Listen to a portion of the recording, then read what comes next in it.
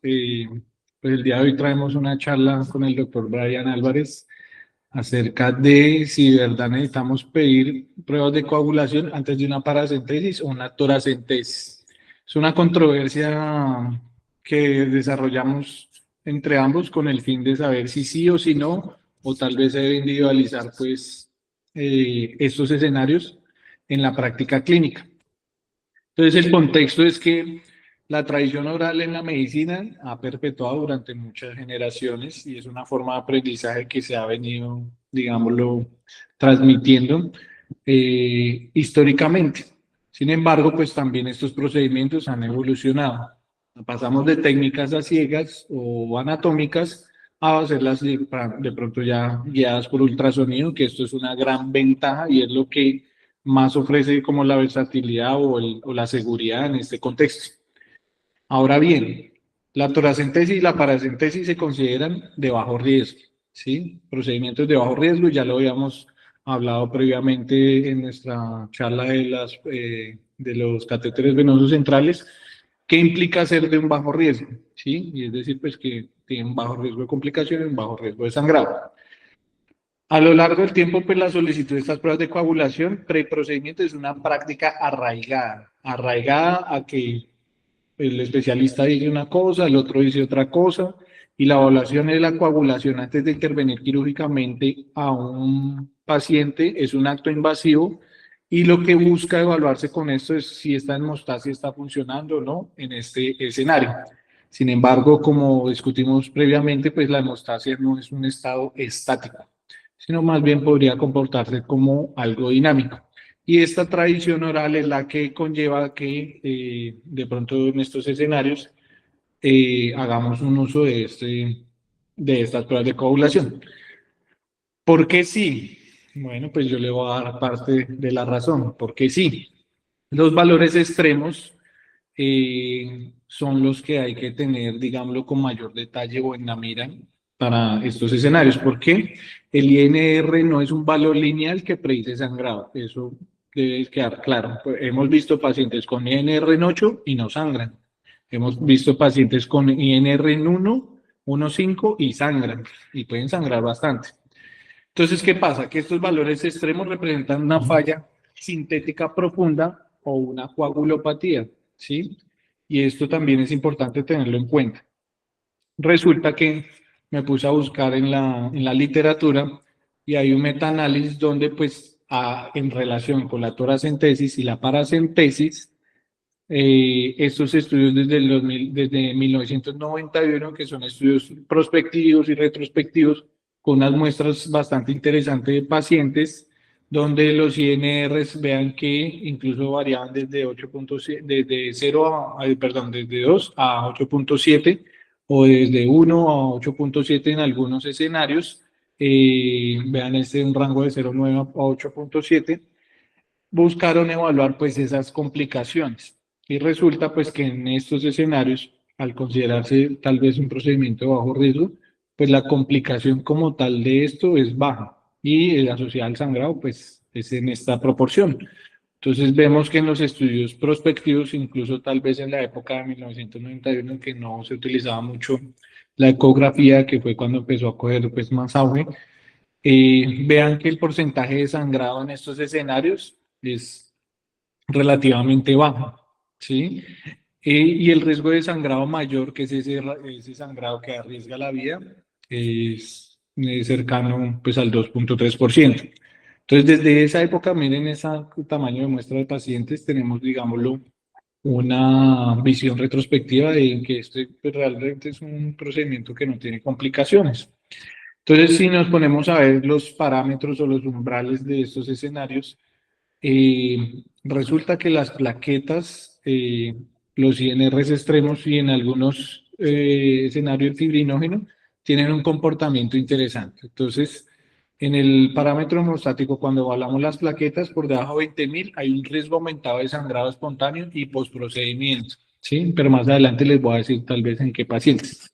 Un recuento de plaquetas de 20.000 a 50.000 es un umbral común de precaución para una toracentesis y procedimientos terapéuticos. Un INR en 2 a 3, pues un marcador de severidad de falla hepática. Y este quiero que lo tengan acá en cuenta porque tal vez este es el escenario donde sí o sí, tal vez podamos tener la ayuda de de estas pruebas. ¿Listo? Y el fibrinógeno menor a 100 a 120 es un predictor independiente de sangrado en la falla hepática aguda sobre la crónica. La creatinina también por allá en un estudio llama la atención porque tiene una asociación fuerte con complicaciones hemorrágicas por disfunción plaquetaria urémica.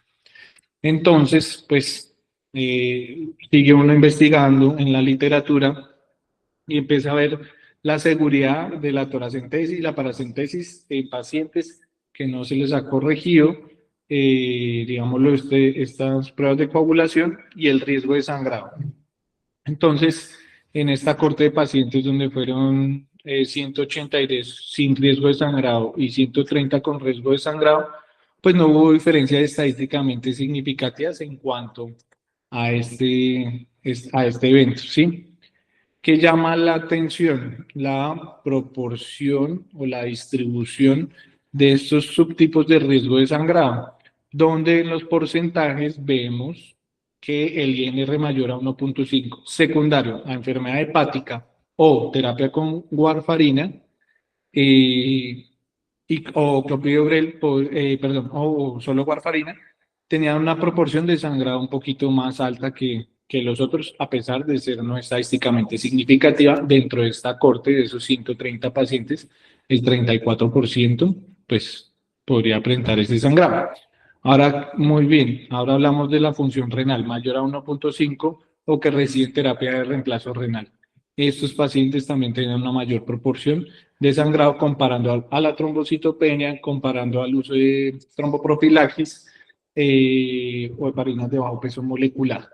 Entonces ya empieza uno a filtrar porque si de pronto en este escenario podría utilizarse esto como una optimización o un estado donde usted debería solicitar los laboratorios. Y entonces, pues resulta que en la proporción o en la distribución de estos pacientes, los que tenían más de 2 factores de riesgo, pues también aumentaba el riesgo de sangrado, ¿sí? Entonces, la combinación de estos factores de riesgo como trombocitopenia y falla renal podría aumentar el riesgo, trombocitopenia y INR mayor a 1.5, el uso de Plavix y falla renal, heparina, bueno. Y INR, la combinación de estos factores de riesgo aumenta el riesgo de sangrado en esta distribución. A pesar de que, pues, comparado con los que sí tenían riesgo y los que no tenían riesgo, pues, no fueron estadísticamente significativos. Pero, pues, mucho cuidado con este hallazgo de la combinación de los factores de riesgo, porque es en realidad donde estos escenarios tal vez toman gran medida. Entonces, vean que incluso acá en este escenario, pues, buscaron ver el cambio del hematocrito en los pacientes con riesgo de sangrado, y pues, en este escenario, en esa proporción de pacientes con un INR un poquito mayor a 1.5, no describen el punto de corte más alto, eh, tenían una proporción o un cambio en el hematocrito que podría asociarse a algo de sangrado. ¿Listo? Pero como lo dije previamente, la combinación de los factores es la que conlleva a estos escenarios. Entonces uno sigue evaluando el riesgo del procedimiento o el riesgo de sangrado asociado a estos procedimientos. Y me llamó la atención este artículo no solo porque, bueno, me describe todos los riesgos de sangrado dependiendo de los procedimientos. Acá aparece la paracentesis y acá la toracentesis. Pero ya habíamos hablado de catéteres venosos centrales. Número de procedimientos anuales, acá un central, 5 millones. Veamos la toracentesis, 178.000 y una paracentesis, 150.000 pues, procedimientos. Cuando vemos el riesgo de sangrado de eso es menor a 1 y una paracentesis entre 0 y 0,97. Pero miren los factores de riesgo de sangrado. Cuando vamos a ver los factores de riesgo de sangrado, vemos enfermedad renal y enfermedad renal en ambos, ¿sí? La enfermedad hepática también configura un riesgo de sangrado en estos escenarios, pero ya empezamos a ver otro tipo de complicaciones como el espacio pleural subóptimo, la obesidad, pequeños derrames pleurales que son difíciles de pronto de funcionar, Y en este escenario también me llama la atención donde ponen un factor de riesgo, la falta de experiencia del operador. Recomendaciones para estos pacientes que tienen riesgo de sangrado, un operador experto para hacer estos procedimientos, asimismo como la paracentesis. Uso de ultrasonido guiado. Ujú. Obviamente el conocimiento anatómico que se lo he recalcado en las clases a los fellow que están ahora con nosotros, que esto es importante porque si usted no conoce la anatomía, pues usted no sabe dónde está parado con el ultrasonido. Y eso es parte de la seguridad que usted debe tener en estos escenarios. Y estos factores de riesgo son los que uno debe tener en cuenta para saber a quién sí y a quién no, pues toca hacerle alguna intervención. Entonces, el riesgo de sangrado de una toracentesis en un ensayo clínico de 9.300 toracentesis hechas por expertos, vean que tiene un riesgo de sangrado mucho menor, ¿sí? ¿Qué pasa? Miren, la incidencia aumentan cuando hace combinación de algunos factores. La toracentesis, si tiene plaquetas por debajo de 50.000 en este escenario.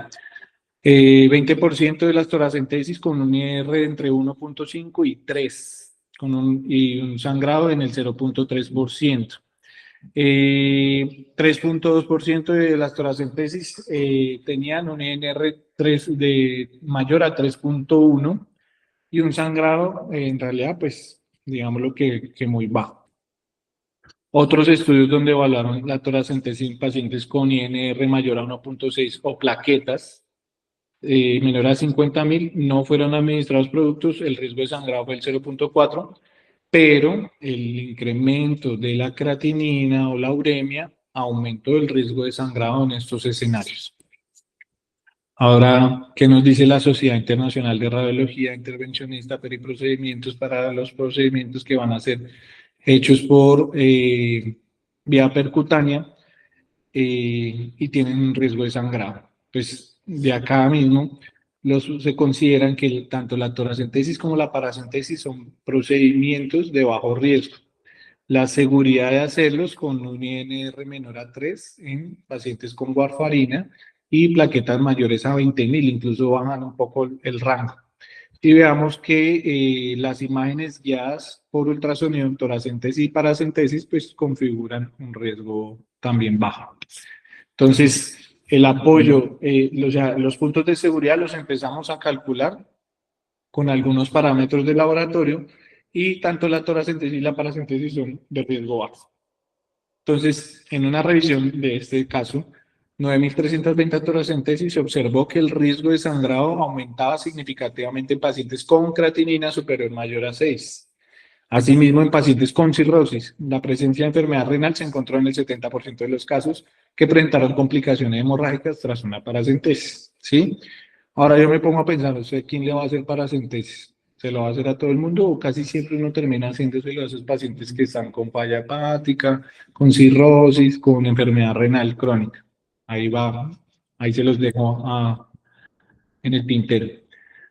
El uso de medicamentos antitrombóticos también, pues, traté de buscar algo de la literatura sobre esto. Entonces, perdón, el uso de medicamentos, entonces está la aspirina, el clopidogrel, el ticagrelor, la warfarina, la pixaban, las heparinas de bajo peso molecular, porque, pues, en teoría, si usted tiene estos medicamentos, también puede aumentar algo el riesgo de sangrado. Si la aspirina está en monoterapia, pues generalmente no se suspende para la paracentesis o la toracentesis. El clopidogrel y el ticagrelor se deben considerar suspender 72 horas si es selectivo. Si es urgente, usted lo puede hacer sin problema si es guiado por ecografía. ¿Listo?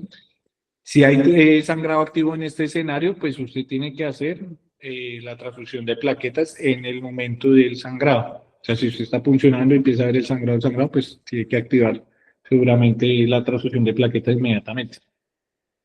Warfarina, la recomendación es suspenderla 5 días antes y el objetivo del INR es mayor a 2. Pero como vimos acá, casi que menor a 3, no hay problema.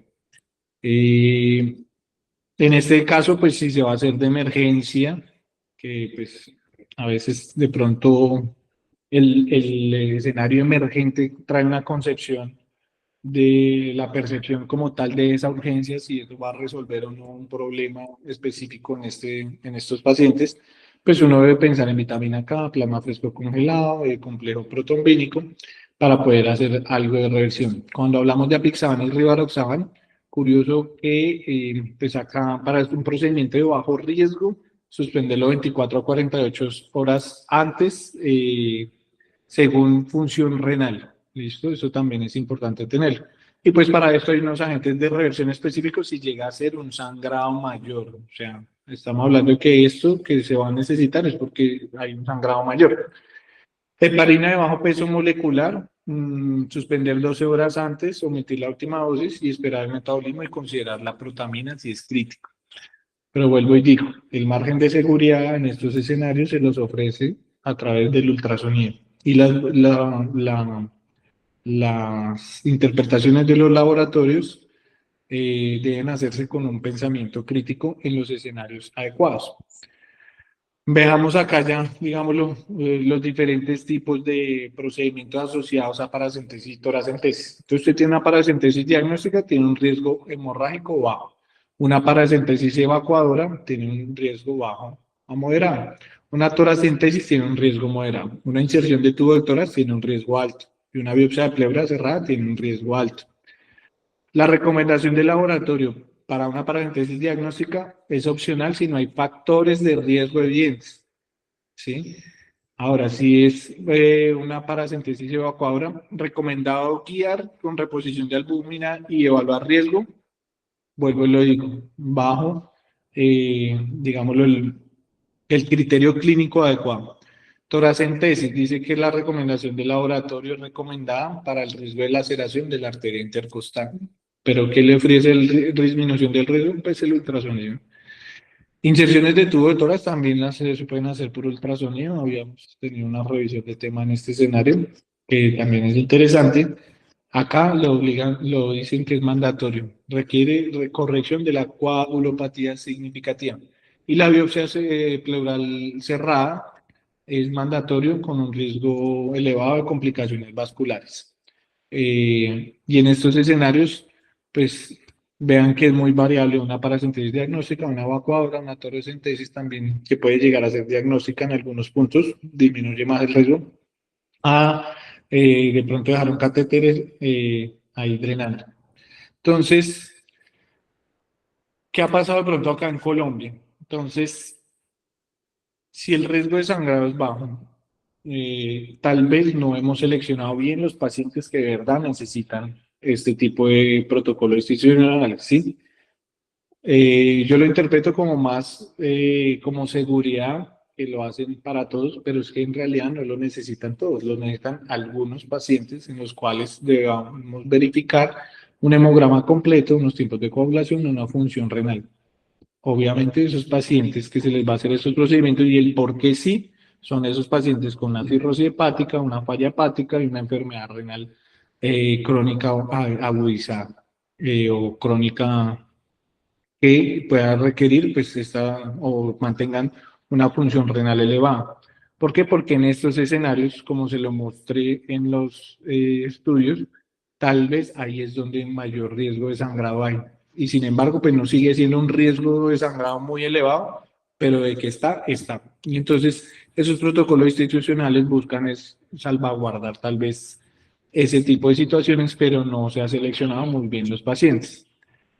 Complicaciones de estas, fuera del sangrado, hay otro tipo de complicaciones también, como el hematoma de la pared, eh, el hemoperitoneo, ya si se hipotensa, hace taquicardia, dolor abdominal difuso, puede hacer uno también punción de una víscera hueca, que eso también conlleva a una peritonitis, pues hay un riesgo de hacer estas intervenciones.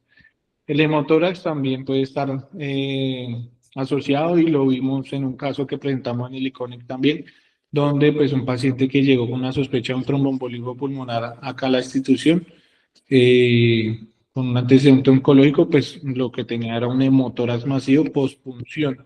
Y eso también lo, pues, sirvió la herramienta del ultrasonido para diagnosticarlo. Eh, y pseudoneurisma, una masa pulsátil tardía en el sitio de punción que puede llegar a pasar. Yo no he visto de pronto un pseudoneurisma en la pared del abdomen, sino más bien usualmente en los sitios de punción, dentro de los procedimientos intervencionistas, y usualmente a veces requieren es compresión para volver a, digámoslo, a pegar la pared del vaso o reparación endovascular, que también pues, la podemos evidenciar con nuestro ultrasonido. Como conclusión, pues definitivamente en los pacientes con riesgos extremos deberíamos tomar laboratorios, hacer un tamizaje de la disfunción plaquetaria en esos pacientes que tengan una uremia, gestionar pues los medicamentos antitrombóticos de una forma segura para poder hacer este tipo de procedimientos y optimización y personalización del cuidado de estos pacientes para poderles definir o tomar si sí o no los laboratorios. En conclusión, para este escenario y en lo que revisen la literatura, los pacientes que se benefician de estos toma de laboratorios son los pacientes con cirrosis hepática, fallas hepáticas agudas y los pacientes con uremias pues marcadas en este escenario. ¿Qué nos disminuye el riesgo de complicaciones? Definitivamente el ultrasonido. Y es más que todo pues una cultura de seguridad y que a veces se basa bajo estándares legales, pero no tiene un proceso de selección muy adecuado para este tipo de pacientes. Entonces usamos indiscriminadamente este recurso, a todos le pedimos tiempos de coagulación, a todos le pedimos el INR y tal vez no todos lo necesitan. Bueno, muchísimas gracias. Queda Brian a dar su respuesta del no. Muchas gracias, Carlos. Bueno, vamos a empezar a compartir.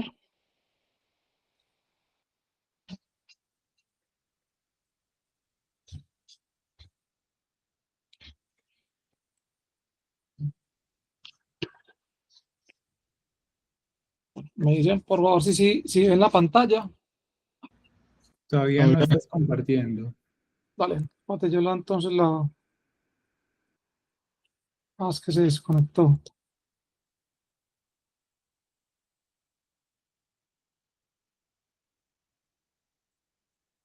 Ahí se supone que sí. Ajá. Sí, ahora sí. Listo. Bueno, pues arranquemos con la parte negativa de la charla, ¿cierto? Entonces, como el doctor Castro lo mencionó, pues el temor a las complicaciones hemorrágicas en los pacientes con coagulopatías, entiéndase como viene relevado, trombocitopenia y hipoferriginemia, ¿cierto? A realizar en el caso de hoy paracentesis o paracentesis. Devolvete un momentico la primera imagen, perdóname. Esta. A 4 manos, ok, listo. Se puede. No les voy a decir que no, ¿sí? Estamos innovando. Bueno, entonces, este tipo de procedimientos, ¿cierto? Siguen siendo hallazgos relativamente comunes, ¿cierto? Ahí podemos encontrar mucha casuística y datos en el mundo, ¿cierto? Pues en Estados Unidos y en Europa, en los servicios de urgencias y en áreas de cuidado intensivo, hasta 178.000 casos reportados anualmente. La toracentesis es el tercer procedimiento más comúnmente realizado en la unidad de cuidados intensivos, seguido pues de los dos anteriores, como los catéteres venosos centrales y la línea arterial que ya vimos en la clase pasada. Carlos nos mostró estos datos y es lo que, pues, como lo que todos tenemos en la cabeza o la gran mayoría, ¿cierto? Que nos han enseñado, que cuando vamos a hacer una paracentesis, pues aunque realmente no existe un punto de corte a partir del cual está indicada la corrección, siempre nos han dicho que debemos tener un INR que no esté por encima de 2,5 y unas plaquetas que estén por encima de 100.000. ¿Sí? Y en la toracentesis, pues que el paciente no tenga una trombocitopenia marcada por debajo de 50, un INR que sea ojalá menos de 1,5 y que no esté tomando fármacos antiplaquetarios o por lo menos que haya interrumpido durante 5 días. Estas son pues como las contraindicaciones absolutas de estos dos procedimientos. Les voy a mostrar qué ha cambiado y por qué no. Entonces, por definición, como ya lo hemos visto en la charla anterior, ¿cierto? Tanto la paracentesis como la toracentesis se consideran al día de hoy procedimientos de bajo riesgo. Esto junto a los procedimientos endoscópicos y los fibrobroncoscópicos, porque su riesgo de sangrado, como lo vieron en lo que expuso el doctor Castro, el riesgo de sangrado es incluso mayor, es menor del 1%. Entonces, estos son los umbrales de seguridad que siempre nos han como digo, nos han mencionado, unas plaquetas menor de 50, unas plaquetas de entre 20.000 y 50.000 y un IR menor de 3. Esto como para, si encontramos esto, se debería, en teoría, transfundir al paciente, ¿sí? Vamos a mirar, entonces ya como les decía, incluso esto es ratificado en las últimas guías de CHES 2005, donde la toracentesis, la paracentesis y las broncoscopias y las endoscopias digestivas son consideradas como procedimientos de bajo riesgo, donde se sugiere o se está en contra de la transfusión rutinaria de hemoderivados, de las plaquetas, plasma fresco congelado o fibrinógeno en estos pacientes. Las recientes directrices de la BTS, ¿cierto? Nos dicen que no existen contraindicaciones absolutas para la toracocentesis, salvo la falta de consentimiento del paciente, lo cual refuta lo que les mostré anteriormente, que no han dicho como contraindicaciones absolutas, y es la evaluación de los parámetros de la coagulación y la corrección o suspensión de los fármacos antiplaquetarios o anticoagulantes, que va a depender si ese procedimiento se va a hacer en un contexto urgente o en un contexto programado, ¿cierto? Y se debe, o pues programado electivo, y se debe evaluar esa relación riesgo-beneficio de ese procedimiento. También las actuales en las guías actuales del CHES 2025, en la recomendación 5A y 5B, en la 5A nos dicen que en pacientes críticos con mayor riesgo de sangrado por trombocitopenia, que están sometidos a toracocentesis o paracentesis al pie de la cama, sugerimos no realizar transfusiones profilácticas rutinarias de plaqueta. Por ende, no se recomienda hacer pues, o solicitar estudios de coagulación como el TP, TPT, o el hemograma. Y en los pacientes igual, en los pacientes críticos con mayor riesgo de sangrado por coagulopatía, que se someten a estos mismos procedimientos, también pues se sugiere no realizar transfusiones profilácticas. O sea, eso es lo que nos muestra la evidencia actualmente, ¿cierto? Vamos a recordar el pasado, no olvidemos lo que nos enseñó el doctor Bustamante en la clase pasada. ¿Para qué se inventaron las pruebas de coagulación? ¿Cierto? ¿Qué es lo que debemos conocer? Y les voy a tratar de recordar el día de hoy, se lleven a su casa, ¿cierto? Para que no lo olviden.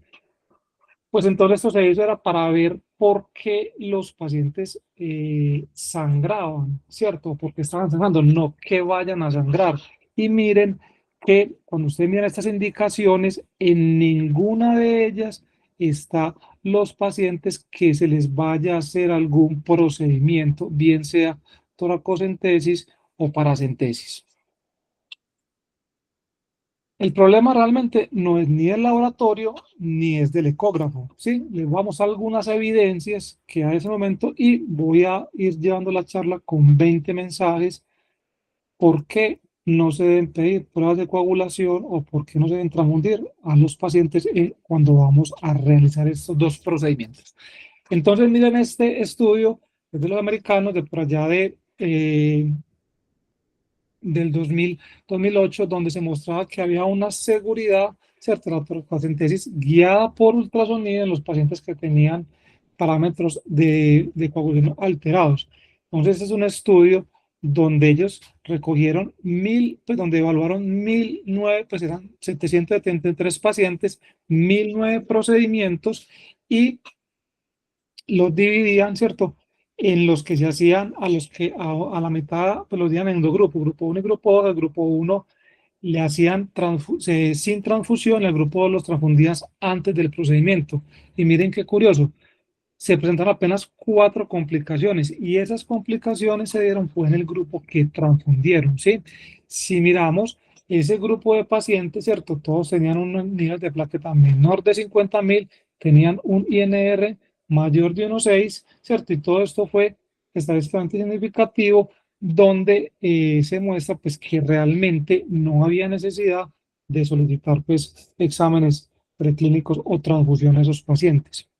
En este otro estudio más reciente, que es del 2017, se evalúan sí o no, pues qué desenlaces tenían los pacientes que tenían cáncer avanzado con trombocitopenia grave, grave lo vamos a definir menor de 30.000, ¿cierto? En los pacientes pues se les iban a hacer tracentesis. Si bien este grupo, este estudio es de pocos pacientes, son pues un 49% en total, igual dividían los pacientes en dos grupos, el grupo A y el grupo B. Este grupo B era el grupo, ¿cierto?, al cual se le hacía, al cual no se le solicitaban estudios para que ni se transfundían previo al procedimiento. Y miren también que las complicaciones, ¿cierto?, de sangrado se presentaron en el grupo al cual se transfundió y se le solicitaron paraclínicos curiosamente. Igual, ¿cierto? Así como el anterior, ¿cierto? No se demostró que pues uno transfundirlos o pedir exámenes pre-procedimiento como tracentesis era pues como útil en esto. En este estudio del 2004, donde se evaluaba el rendimiento, ¿cierto? O cómo se hacía de manera, cómo se realizaban las paracentesis abdominales. Es un estudio grande, de los más grandes que hay pues en la literatura, ¿cierto? Eran 1.100 pacientes cirróticos y en los cuales se analizó pues, el riesgo hemorrágico que tenían al realizarles paracentesis evacuadoras. El 50%, por lo menos el 50% de esos pacientes tenían un recuento plaquetario menor de 50.000 y el 35% tenían un INR más de 1,5, que es lo que nos han dicho. Sí, ninguno de estos pacientes, ¿cierto?, presentó una complicación, ¿cierto?, mayor, ¿cierto?, al realizar el procedimiento de paracentesis. En este estudio más reciente del 2025, también de los americanos, ellos pues evaluaron ya también una población, pues un poco menos, eran 211 pacientes, y ellos querían evaluar la seguridad pues, de la paracentesis, de realizar paracentesis en pacientes hospitalizados, a los cuales pues estaban recibiendo anticoagulantes, ¿cierto? De manera tromboprofiláctica o de manera pues terapéutica, ¿sí? Entonces, de esos 211, 137 recibían profilaxis trombótica y 74 estaban pues como anticoagulados.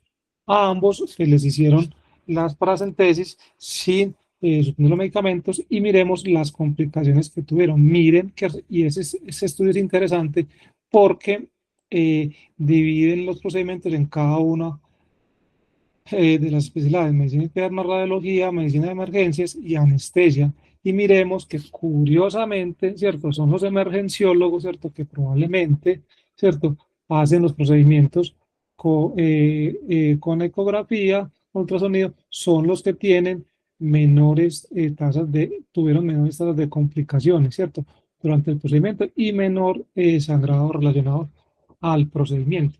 Entonces, esto reafirma que parece, pues, cierto, pues es como la conclusión de los autores, que no hay una diferencia significativa, ¿cierto?, en los resultados de paracentesis y tracentesis en los pacientes, pues, en suspender los anticoagulantes de manera profiláctica o terapéutica sin importar si están anticoagulados o no.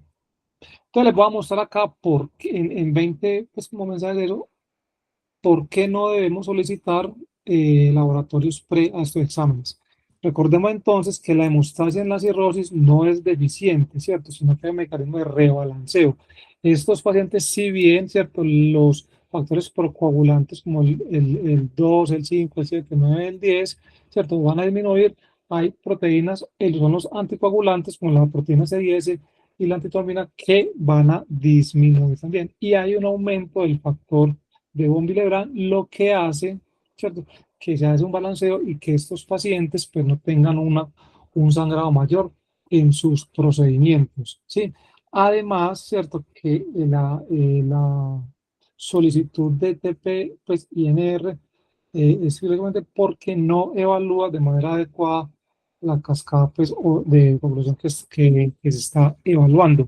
Además, ¿cierto?, el INR, ¿cierto?, se hizo y se inventó es para calibrar los antagonistas de la vitamina K, no para predecir qué pacientes van a sangrar, ¿cierto?, en los procedimientos, ¿cierto? Fue diseñado para otra cosa, para monitorizar otra, otro proceso, ¿cierto? No para ver si el paciente sí o no va a sangrar. Y se ha demostrado, les hemos mostrado en las charlas anteriores, que el INR no predice el riesgo de sangrado en los procedimientos percutáneos independiente de su valor, ¿cierto? Además, el conteo absoluto de plaquetas, ¿cierto? Subestima la función plaqueta normal. Recuerden que la vez pasada decimos una cosa es un recuento y otra cosa es la función de las plaquetas. Sumado a la anterior y sumado a este aumento de los niveles elevados de factor de von Willebrand, es lo que compensa la trombocitopenia en los pacientes con cirrosis y en los pacientes. Por eso las plaquetas son más adhesivas, funcionan un poco mejor y no se ha demostrado, ¿cierto?, que se produzca un mayor complicaciones de sangrado mayores en este tipo de pacientes al realizar la tracentesis o la paracentesis, ¿cierto? Diferentes estudios, tanto pequeños, aleatorizados como metaanálisis, han mostrado que las paracentesis son seguras con valores de plaquetas por debajo de 50.000, inclusive sin tener corrección. En este estudio de Krug, que es uno de los más mencionados, ¿cierto? Se estudiaron 304 procedimientos de paracentesis, ¿cierto? Ojo, guiado por ultrasonido en pacientes que tenían plaquetas, recuento de plaquetas menor de 50.000, y la tasa de sangrado mayor fue menos del 1%. Y no hubo, pues, entonces una asociación estadísticamente significativa con ese con recuento plaquetario con las complicaciones hemorrágicas. El metaanálisis de Tan es un metaanálisis que confirma lo anterior que les he mencionado, ¿cierto? Y confirma, pues, que ese riesgo global de sangrado mayor en los pacientes con trombocitopenia es muy bajo, hasta un 32%.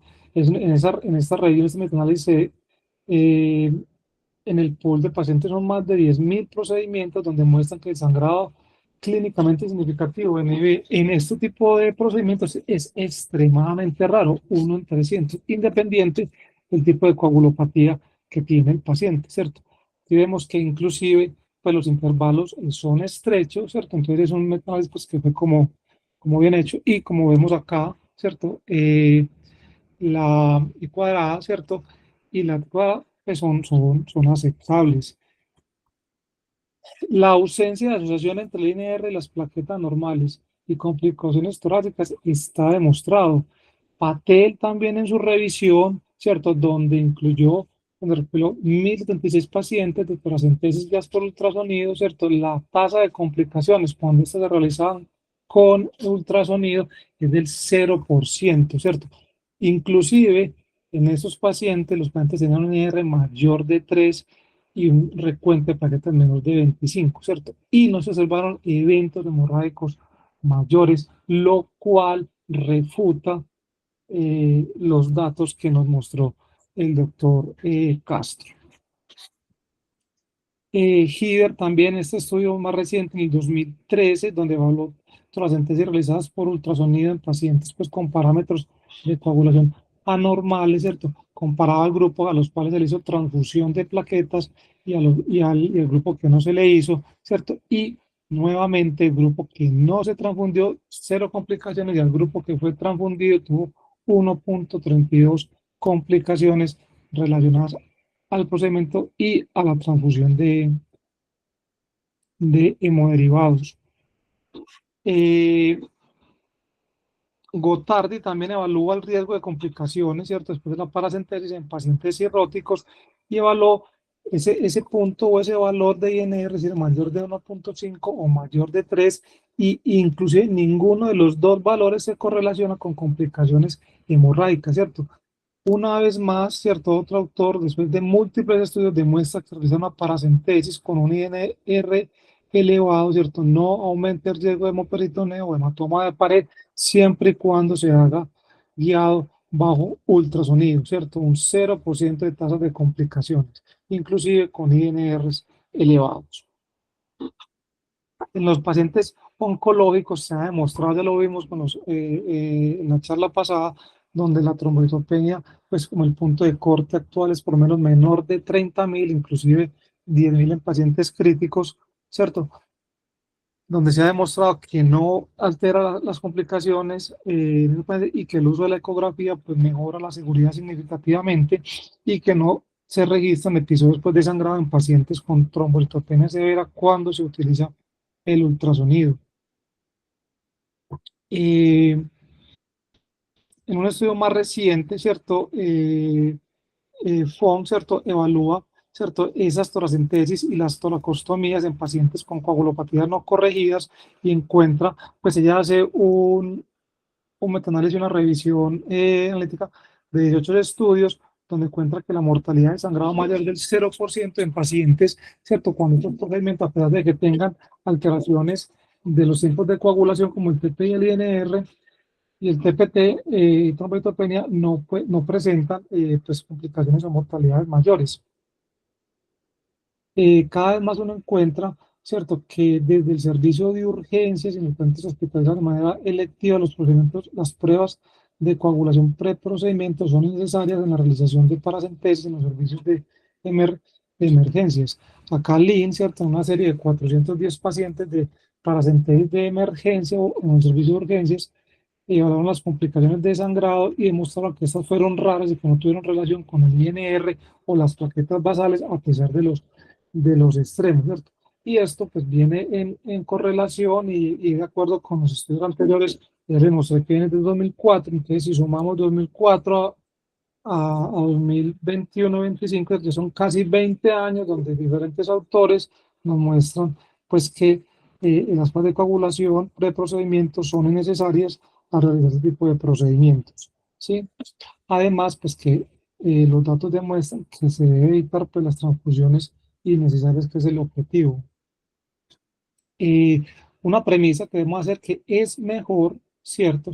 Evitar, ¿cierto? Que esa, o cuando hacemos tener un riesgo de fallo de punción seca, eso quiere decir que si vamos a hacer una punción, una trocentesis, una paréntesis, no encontramos líquido, probablemente pusimos la aguja en otro sitio y ahí es donde viene el problema, donde viene el riesgo de sangrado.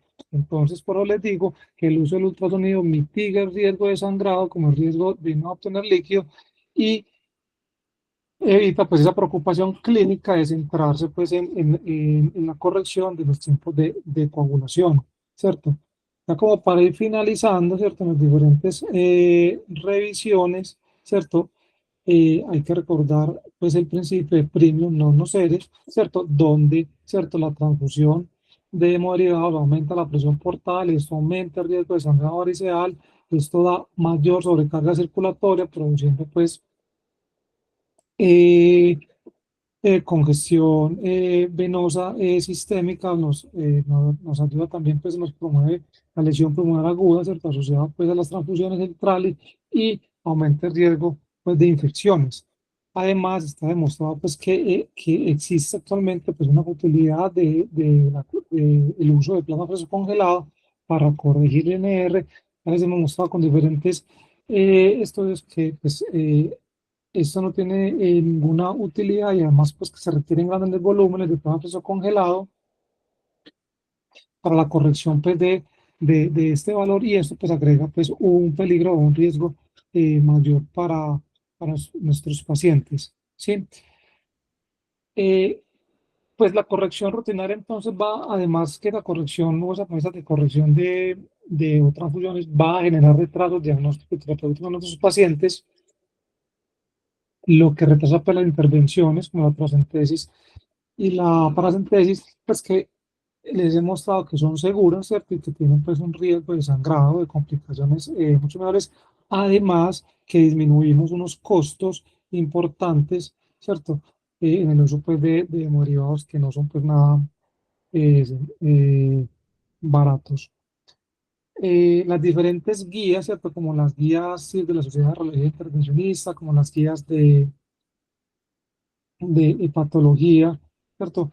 Han demostrado que, pues, para realizar paracentesis y toracocentesis, ¿cierto? Son proyectos de bajo riesgo y la recomendación es no realizar pruebas rutinarias de coagulación, ¿cierto? Individualizar estos escenarios, ¿cierto? Los pacientes con mayor riesgo, los que tengan plaqueta menor de 20.000 o los que tengan, pues, un ERR, ¿cierto? Mayor de 3 y pero incluso, ¿cierto? Pues, individualizando, ¿cierto? Cada uno de los pacientes. Aquí también, pues, como les decía, la Asociación Americana pues, de Patología tiene la misma recomendación, ¿cierto? No solicitar pruebas de coagulación antes de los procedimientos que ya les he mencionado. Y siempre, pues el ultrasonido va a ser el verdadero estándar de seguridad para realizar este tipo de procedimientos, lo que va a disminuir hasta en un 50% pues, ese tipo de complicaciones hemorrágicas. Y en cuestión al manejo pues, de los pacientes que están recibiendo anticoagulantes y antiplaquetarios, como la aspirina, la warfarina, los anticoagulantes directos y el clopidogrel, uno encuentra diferentes posiciones en la literatura, pero desde de varias aristas o de varios puntos, ¿cierto? Cada día estamos demostrados que no hay necesidad en los procedimientos urgentes, ¿cierto? No hay necesidad, siempre y cuando llegan con ultrasonido, no hay necesidad de suspender la aspirina ni el clopidogrel, ¿cierto? Los anticoagulantes directos, pues uno se debería saltar por lo menos una dosis, ¿cierto? Las recomendaciones son 24 horas. La única que sí sería suspender antes, ¿cierto? Por lo menos 5 días es la warfarina, por su vida media, pues un poco más larga y tener pues un INR obviamente menor de 3 o hacer una reversión.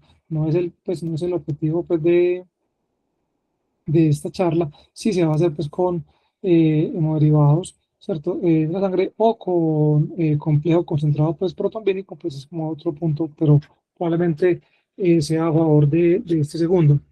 Y como les decía, pues hay innumerables pues y estudios, tanto pequeños como grandes, donde indican pues que el rendimiento, ¿cierto? De realizar este tipo de procedimientos como la toracentesis y la paracentesis en pacientes que reciben clopidogrel e inclusive heparinas no fraccionadas, ¿cierto? No aumenta el residuo de sangrado cuando se hacen de manera pues, urgente, ¿cierto? Aquí pues está el estudio del doctor Patel en el año 2012 y el estudio de Vicas en el 2017, donde pues no hubieron complicaciones pues como mayores. Estas son como las recomendaciones pues actuales y que les dejo a su práctica diaria, ¿cierto? Como los umbrales de transfusión o recomendaciones generales, ¿cierto? En general, ¿cierto? Que vamos a transfundir pues o considerar la transfusión en pacientes que tengan recuento plaquetario menor de 10.000, en los pacientes de alto riesgo. Ya recordemos el estudio pues, IMPROV, ¿cierto? Y en los pacientes oncológicos con un recuento plaquetario menor de 30.000 y en los pacientes que tengan evidencia de un sangrado activo, ¿cierto? Y esto evaluado por la clasificación de la OMS, ¿cierto? Sería un recuento plaquetario de 50.000. Este es un pequeño algoritmo, ¿cierto? Eh, que tenemos para tomar decisiones. Entonces, cuando vamos a hacer paracentesis o toracentesis, debemos revisar pues, ese recuento plaquetario y el valor del INR, ¿cierto? Y miren acá lo que les pongo, un mes previo, ¿cierto? Y revisar si el paciente toma anticoagulantes. Esto pegado, ¿cierto? Para que no se les olvide a la escala o al score que les enseñamos en la clase pasada, ¿cierto? El improv y el MedStop, ¿cierto? Entonces, en los medicamentos sería la warfarina suspenderlo por lo menos 5 días antes, los dos solamente con una dosis es adecuado, la aspirina no hay necesidad de suspenderla, las plaquetas, como ya les mencioné, si son menores de 20.000 no hay problema en realizar los procedimientos, si son menores de 20.000 se evalúa el paciente de manera individual, considerar la transfusión, si un NR menor de 3 no hay problema en realizar estos procedimientos y si mayor de 3 valorar pues de manera individual su corrección y siempre realizarlos bajo guía pues ecográfica. Entonces, como conclusiones, siempre usar el ultrasonido, ¿cierto? Esto no es negociable. Siempre pregúntele a su paciente si ha tenido problemas de sangrado espontáneo o si lo ha hecho en otros procedimientos, es la escala M-STOP, ¿cierto? Más que pedir un sinnúmero pues, de pruebas de laboratorio y ser proactivo y corregir, sobre todo en el paciente hematológico que tenga un recuento plaquetario menor de 30.000 y recordar que el soporte transfusional previo a los procedimientos que ya mencionamos, ¿cierto? O procedimientos menores, pues no tiene un mayor beneficio, porque se debe individualizar basado en todo lo que les hemos mostrado. Esto era los que tenía para mostrarles, para decirles pues que no debemos confundir, a buen entendedor, buenas palabras, y esta es la última charla del doctor Castro y el doctor Brian en su fellow. Bueno, muy bien. Esa guía 2025. Nuevo estándar. Ok. Bueno, no la he revisado. Me toca ponerme a estudiar eso entonces. Ay, Listo. Muy bien. Preguntas, dudas, comentarios, inquietudes. sabroso, ¿no? Como las empanadas de la casona. Preguntas. Voy a hacer una pregunta, porque no me quedó claro. Entonces, Brian, si pedimos, no pedimos, porque hablaste que no, pero entonces hay valores de plaquetas por todas en sus conclusiones. Pero ¿De dónde saco los valores si no le pido los laboratorios? no, individualizar los pacientes, ¿cierto? Y en los pacientes de riesgo alto, que serían los pacientes oncológicos, ¿cierto? Que ya los vimos básicamente, pero en los pacientes pues, críticos, en los pacientes que han tenido antecedentes de sangrado o algo, sí sería pedir. De resto, está demostrado pues que no va a cambiar nada siempre y cuando hagamos el procedimiento de manera adecuada. Ok. Listo, el mensaje es ahí de lo que dijo Brian al último en su presentación. Entonces es como eso, no es la solicitud rutinaria. Hago la traducción y ahorita me voy con lo de Carlos. No es la solicitud rutinaria, que es lo que suele pasar. Es como que uno se mete al sistema y pide paracentesis o toracentesis y acto seguido, hemograma, PT, PTT y NR. Eso es como si fuera un combo, ¿sí? Sino que antepuesto a eso está, ¿necesita mi paciente un procedimiento? Sí. ¿Ya hablaste con tu paciente? O sea, ¿ya sabes el escenario del paciente? ¿Sabes cuál es el riesgo real de ese paciente? ¿Sabes todo el contexto del paciente? Y después de eso, ahí sí. Que si usted, pues, el paciente está hospitalizado, etcétera, y obviamente le han pedido laboratorios por cualquier otro motivo, pues no nos podemos dar los ciegos que tenga 2000 plaquetas. Pues eso es evidente. Pero tampoco podemos dar el mensaje, tape los ojos para pedir un procedimiento o hacer un procedimiento. Pues tampoco, ¿cierto? Pero el escenario puede ser al contrario. Pueden decir cirrótico, que ya conocemos, no sé qué, hoy vino y está con ascitis grado 3, casi que grado 20. Ya ni puedo hablar señor por señora por una ascitis gigante. Entonces, no, hasta que no le hagamos, hombre, pues, ¿cómo le van a leer las plaquetas de paciente? ¿Cómo le van a leer bien de paciente? Pues, obviamente, ¿sí? Entonces, el escenario es que ese paciente probablemente es el que no necesita esperar esos laboratorios y esa es la traducción como de lo que le estoy preguntando a Brian. O puntualizando, más vale, a Brian. Por eso ven recomendaciones con valores, pero eso no está traduciéndose en pídale laboratorios a los pacientes. Si estamos hablando de antes, es que no los necesitas en general. ¿Listo? En cambio, entonces me voy ahora para el otro escenario. Entonces, casi que Carlos les dijo, entonces ya ya no solo es hemograma, sino es hemograma, PT, PTT y NR que viene con el PT, pero entonces ahora pídanle creatinina y ¡boom! Porque entonces el que está urémico también, el que tiene creatinina alta también. ¿Cuál es la diferencia entre meter una aguja, Carlos, en la pleura, en el peritoneo o dentro de una subclavia, una vena subclavia? La diferencia. Una diferencia grandísima, Pues que está, que una va a un vaso y la otra no va a ningún vaso, pues sí. ¿cierto? Listo. Las tres son de bajo riesgo de complicación hemorrágica. Pero una de ellas la estoy metiendo la aguja, y puede ser incluso la misma aguja o más pequeña la aguja. Una de ellas va a un vaso sanguíneo, las otras dos no. ¿Sí? Nosotros publicamos porque existía una de las mismas recomendaciones que tú dijiste, que encontraste, me dijiste por qué lo encontraste, que la uremia es un factor de riesgo para sangrado. Pero mencionaste que hay mucho conocimiento en medicina que es de pasillo.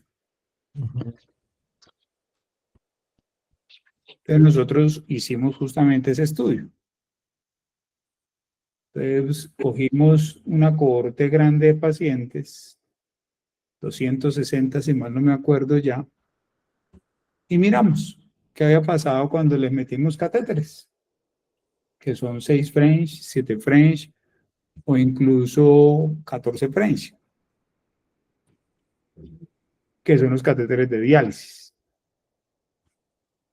Y miramos cómo tenía la uremia, porque imagínense que si uno va a dializar a un paciente que tiene un boom de 180, ¿cómo hago para bajarle el boom si no le meto el catéter? Para dializarlo, ¿cierto? Pues todavía no existe una forma diferente de sacarle el boom y quitarle la uremia y todos los otros factores relacionados a la uremia para que no sangre durante la postura del catéter. Pues nada, uno le pone el catéter y punto. Tiene 200, hace poquito vi el boom más alto que yo he visto, puede que hayan visto más, 250 de boom. Y no por eso dejé de poner el catéter, tocaba ponérselo. ¿Sangró? No. Ujú. Entonces, y publicamos ese estudio y la curva de asociación de hecho, perdón, de discriminación era plana. No había ninguna asociación entre el nivel de boom y el sangrado. Sangrado. El que no conozca el estudio, lo invito a que lo revisen, porque es de los poquitos estudios, porque eso sí es un mensaje de pasillo, ¿sí? Que tenemos un miedo ni el berraco al paciente urémico, pero ni el berraco. Y bueno, busco estudios y son puros estudios que era lo que le iba a decir a complementar a Carlos, son asociaciones espúreas. Uno ve asociaciones y cuando se mete a hacer el estudio específico de eso, no hay ninguna asociación. Era un fantasma, pero como no era el objetivo del estudio, ahí apareció y lo mencionamos y alguien lo leyó, le hizo bulla y quedó como norma. Pero cuando uno va y estudia específicamente eso, se encuentra que ahí no pasaba nada. ¿Listo? Entonces hay que tener mucho cuidado con esas asociaciones espurias. Mucho cuidado, porque pasa esto, como le pasó a la ketamina por tantos años. Solo para poner el ejemplo. La satanizamos como un berraco, mejor dicho, y ahora lo usamos y que como neuroprotección, cuando toda la vida le dijimos que era dañísima, malísima para el cerebro, por citar solo un ejemplo. ¿Sí? Entonces hay que tener mucho cuidado con la interpretación de los datos. Mucho cuidado. ¿Listo? Entonces los invito al que le interese el tema. Ahí está la publicación que es bien interesante. Bueno, entonces eso, señor, ¿vas a decir algo? Sí, ahí iba a aclarar y sí, o sea, en eso estamos claros y tiene razón. En lo que revisé los estudios es la asociación de los factores de riesgo como la falla hepática y la falla renal, de esas agudizadas, que si bien o mal en un porcentaje bajo produce un riesgo de sangrado que no es, digamos, lo significativo, pero sí hay como una asociación de esos factores de riesgos sumados, como acumulativos. No necesariamente solo el boom y la creatinina, porque de pronto quedó en el mensaje que, bueno, tenemos un boom de elevado, entonces no le podemos sacar, no le podemos hacer el paso de algún procedimiento, no. ¿Tenemos la creatinina elevada por sí sola? No, tampoco. Entonces, sí, esa aclaración es pertinente en este escenario porque la asociación con los factores de riesgo, si bien aumenta el sangrado, no quiere decir que ese sangrado sea significativo o sea eh, asociado a otra reintervención mayor. Ujú.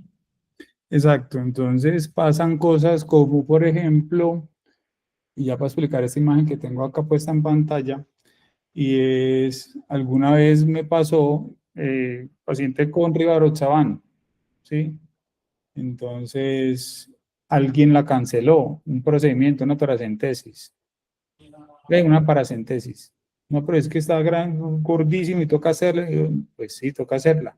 No, pero toca cancelarla y esperar 2 días. ¿Ok? Como que, ¿por qué? Bueno, no, entonces, bueno, ¿cómo tienen las pruebas de coagulación? Pues adivinen cómo iban a estar las pruebas de coagulación. Pues sí, estaban normales.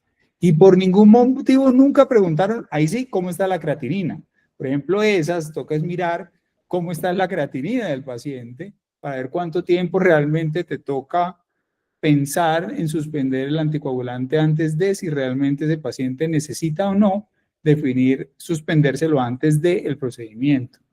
Entonces, hay que tener mucho cuidado y mucho eh, claridad sobre para qué son las pruebas de coagulación, para cuáles son con de los anticoagulantes, cuáles se ajustan con pruebas, como la warfarina, que se ajusta con INR, como la heparina, que se ajusta con el PTT, como las pruebas, las nuevos anticoagulantes, que se les ajusta la dosis, pero como hacen la función renal, algunos. Entonces, ahí es que tener ese tipo de claridades, ¿listo?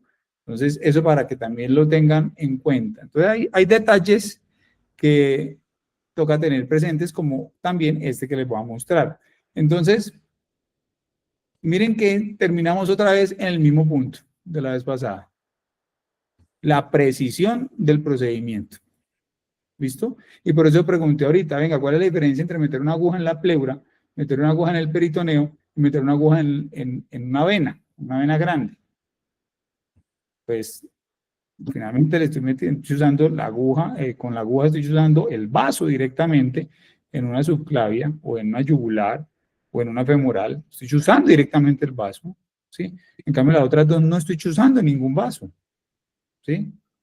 Entonces, ¿por qué tendría que correr, si ya hablamos en la anterior charla, del tema de las pruebas de coagulación en una punción vascular, ahora por qué tendría que correr más si el procedimiento lo hago viendo donde no hay vasos y estoy funcionando directamente a la cavidad peritoneal o a la cavidad pleural? ¿Sí? Y una de las explicaciones es, primero, la paracentesis. De hecho, hay un estudio muy bonito que es como de los años 80, no, a finales, casi de los 90, donde cogieron a los médicos y les dijeron, venga, muéstreme usted dónde le funcionaría por referencia anatómica. Es un estudio muy chévere por eso. Muéstreme usted y lo marcaron. ¡Chan! Vea, yo lo haría aquí. Y marcaron. Y después miraron con ecografía. Miren lo bonito de ese estudio. Después miraron con ecografía el sitio que el médico había dicho por referencia anatómica donde lo haría. Pónganle un número. ¿Cuánto porcentaje de esas marcaciones que hizo el médico por referencia anatómica estaba allí la arteria epigástrica? Justo en ese sitio. Pónganle un número. 40%. 50%. La mitad de las veces el médico, por referencia anatómica, le pegaría a la epigástrica. Muy bonito ese estudio. Entonces, eso fue lo que dijo como que, hey, pilas, esta vaina no se puede seguir haciendo por referencia anatómica. No se puede seguir haciendo por referencia anatómica. La mitad de las veces le pegaríamos a un vaso que mide 3 milímetros. Miren la gravedad del asunto. Entonces, primer punto con ecografía para paracentesis, buscar el vaso de riesgo, o los vasos, porque hay varios, pero el más importante es la epigástrica. Usted lo busca y dice, miércoles, aquí está, me voy para el lado. Y viendo, chuzo, viendo la aguja, sin ver que se me corra la mano, nada, sin ver que se me atravesó, me le atravesé al vaso. ¿Listo? Primer punto. Entonces, vital. Y en toracentesis, en cambio, es igual, con una gravedad. Entonces, a uno le dicen, venga, entonces, acuérdense cuando los que de pronto estamos más viejitos y los que están más viejitos que los que estamos viejitos, les tocó. Palpaban, esto es líquido, esto es aire, listo, aquí, chuzaban, ¿dónde? Encima de la costilla. ¿Sí? Entonces, uno la costilla y vaya encima, que encima no hay nada. ¿Cierto? Pero nunca debajo, lo mismo que hacemos con los tubos a tórax. Pero no contaban con la astucia del cuerpo humano. A medida que él va envejeciendo, pasa lo siguiente, que es lo que le estoy mostrando acá. Esto es lo normal, esto es una costilla, ¿cierto? Este hilito que ustedes ven aquí es lo normal, mire, ahí está la arteria, de hecho ahí se alcanza a ver la vena, y encima la costilla, veamos la de arriba, mire, arteria, vena, y encima la costilla. Es decir, que si yo chuzo por encima, efectivamente, no le voy a pegar a la arteria intercostal. ¿Listo? Pero miren lo que pasa en otros, y eso pasa más que todo en los más viejitos. Miren lo que sucede. Hay vasos que aparecen allí, como este, o vasos que son extremadamente tortuosos como este.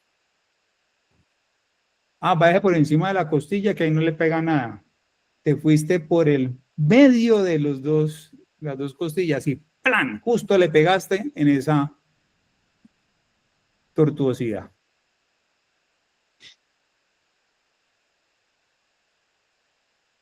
Y de hecho, en Sanitas, el jefe de radiología hizo un estudio con los angiotac, 1800 angiotac. 80% de los pacientes en la región posterior tienen tortuosidad de los vasos intercostales.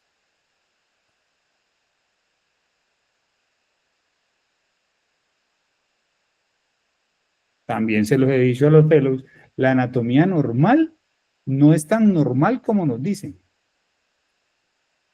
¿Listo? Por eso es que hacer las cosas con ecografía es mejor, pero toca hacerlas perfecto. ¿Listo? Entonces, ¿qué hace uno? Pone el transductor, busca el vaso que no quiero chuzar, veo que no tenga esto, y chuzo allí. ¿Listo? Ahí cuál PT, cuál PTT, cuál INR, cuál plaqueta. Usted puede tener 200.000 plaquetas, pero si usted le pega a intercostal, la gente le va a pegar una choqueada en la barraca. Puede tener INR de 0, PTT de 0 si quiere.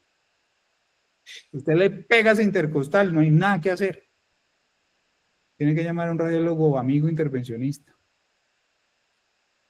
para que le ayude a resolver el chicharrón.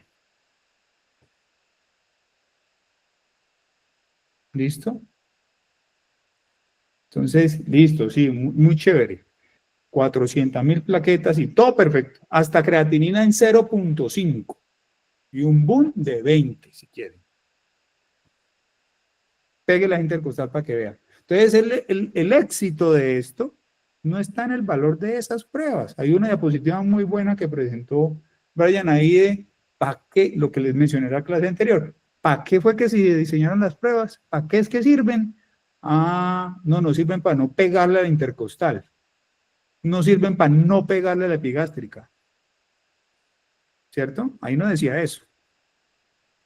Para eso sirve el ecógrafo. Con alguien entrenado. ¿Listo? Y que uno vea la aguja todo el tiempo, que no vaya como corriendo con todo, no. Uno ve la aguja, va, llega y llegue a la cavidad pleural. Llegué a la cavidad peritoneal. ¿Listo? Entonces, ese es el secreto de esto. No hay ningún otro secreto. Créanme que no hay ningún otro secreto. Y sin embargo, así nos pueden sangrar. Vasitos que no vemos, cositas chiquitas, etcétera, bla, bla, bla. ¿Listo? Entonces, creo que ese es el mensaje como más grande, resumido, que les puedo como recalcar. Y creo que ejemplificarles esto, que son otras formas de ver el fenómeno, les va a ayudar cuando ustedes estén tomando la decisión de cómo hacer las cosas guiadas por ultrasonido. ¿Listo? Lo otro, un detallito adicional. En toracentesis, estas tortuosidades, por ejemplo, son más frecuentes en la pared posterior.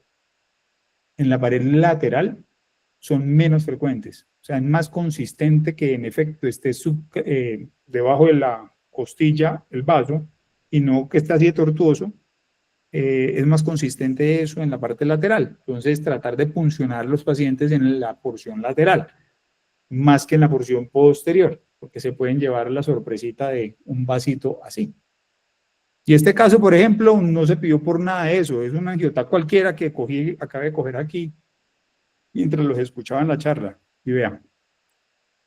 ¿Listo?